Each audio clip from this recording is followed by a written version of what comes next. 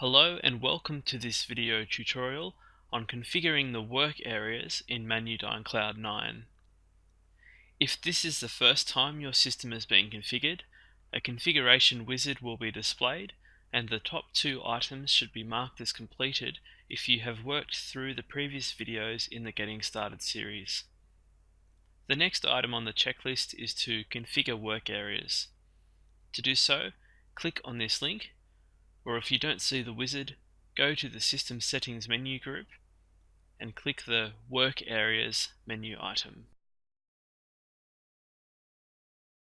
The Work Areas page is similar to other data entry screens in ManuDyn in that there is a blue toolbar at the top of the content area where we can enter the record that we wish to work with. In the field located in the blue toolbar, we need to enter the work areas that we use during the manufacturing process. In my case, I will enter machining as the work area and then press the tab key to move into the data entry tab. The system has loaded in the specifics for the entered work area.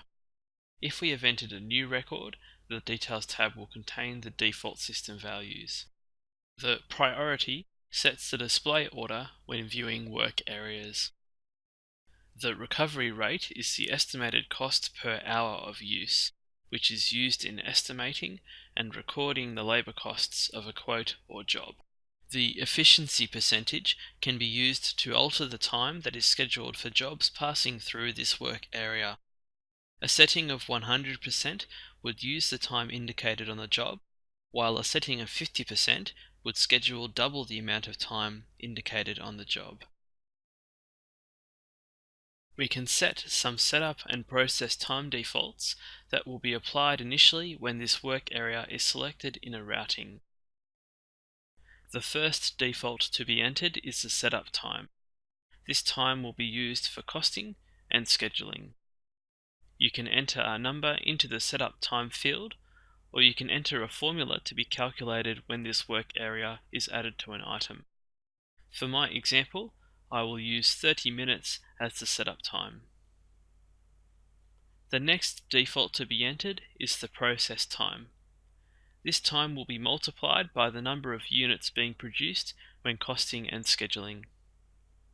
You can enter a number into the process time field, or you can enter a formula to be calculated when this work area is added to an item. For my example, I will use a formula of number of passes times 0.25. The last default to be entered is the process detail, which is the instruction that will appear on the job ticket and factory screen during job selection. I will enter load program code feed bar into machine loader. On this screen, I can also edit the standard capacity minutes settings. The minutes per hour is used in combination with the hours per standard day to set the available capacity per day. The average wait time sets how much time is added to the schedule time for each job passing through this work area. The last thing to look at on this tab is the grid at the bottom of the screen where any non-standard production days can be defined. Recall that the standard production day specification was set from System Settings, General Options, and the Calendar tab, as discussed in the earlier tutorial. Here we set any days that are outside of that specification for each specific work center. You may have scheduled downtime for maintenance on a specific day, for example. You can do this by selecting the grid and entering the date and minutes for such a downtime into the pop-up dialog. In my example, this work center will be unavailable for 3 hours on the date selected. I have now finished entering my work area, and I can save this record by clicking on the Save icon in the blue toolbar, or I can save and close the record by clicking the OK button at the bottom of the tab. If you need to enter additional work areas, you can do so now by repeating the same procedure.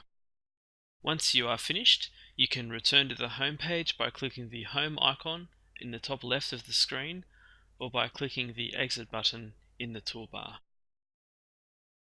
In the next video tutorial, we will configure the product types for the system. Click on the link to start the next video.